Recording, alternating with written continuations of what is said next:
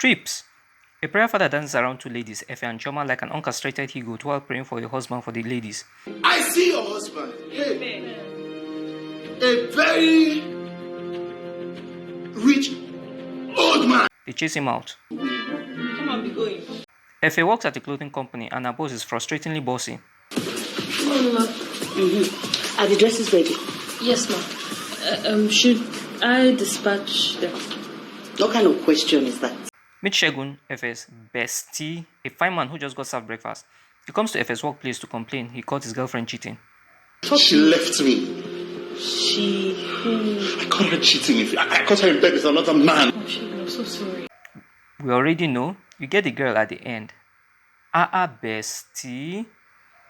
Back at home, Efe tells her friend about Shegun's breakup and reveals she's glad because she had always had feelings for him. What are friends for?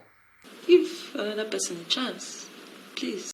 Meet Mr. Charles, who nearly knocks down Efe because she's undergoing boss-related frustration.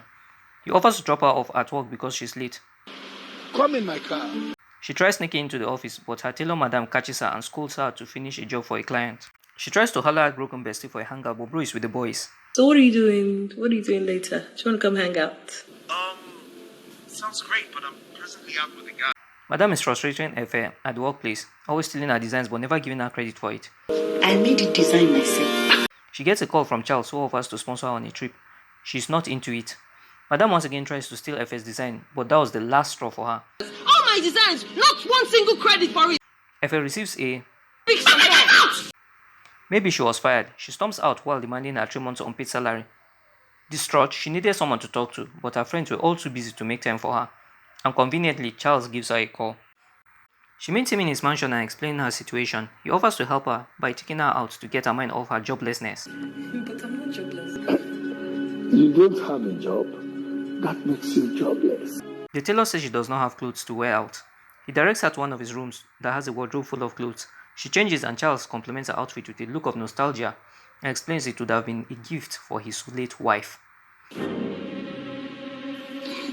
Next, we see her lying in bed and waking up with a different outfit. How she got there is left for the imagination. She's shocked, I am shocked, we are all shocked. She sneaks out of the house while Mr. Charles was making breakfast, despite having a housemaid. He searches for her.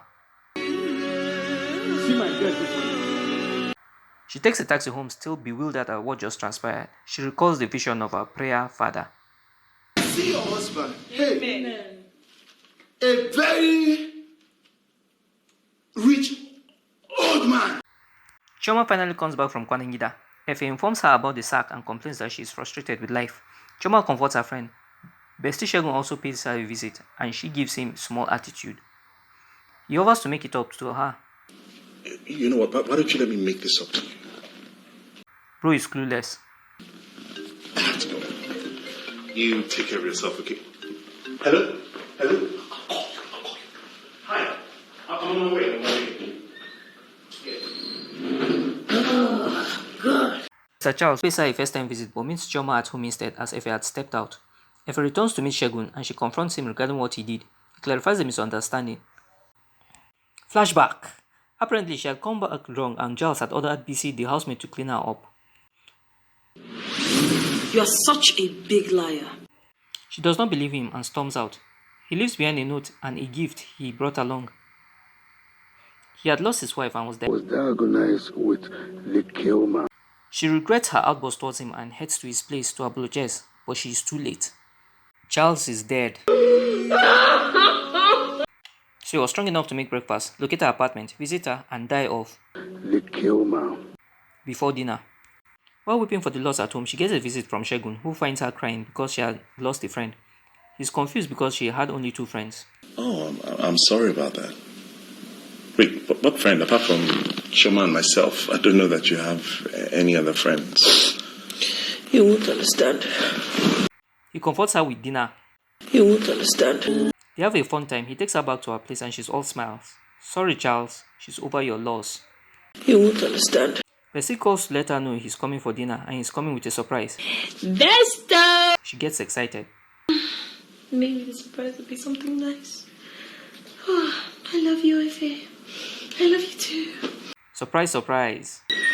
Ta-da! Hello. Hi. I'm Sheila and you must be Faith. Shegun has told me so much about you.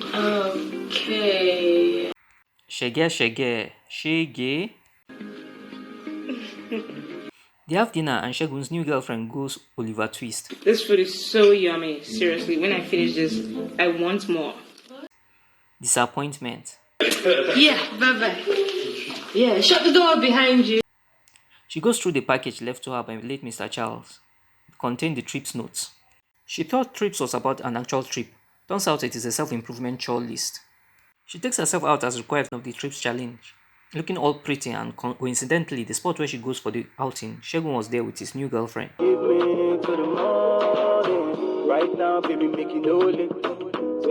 A charming young man sights Efe and proceeds to take his shot with a compliment.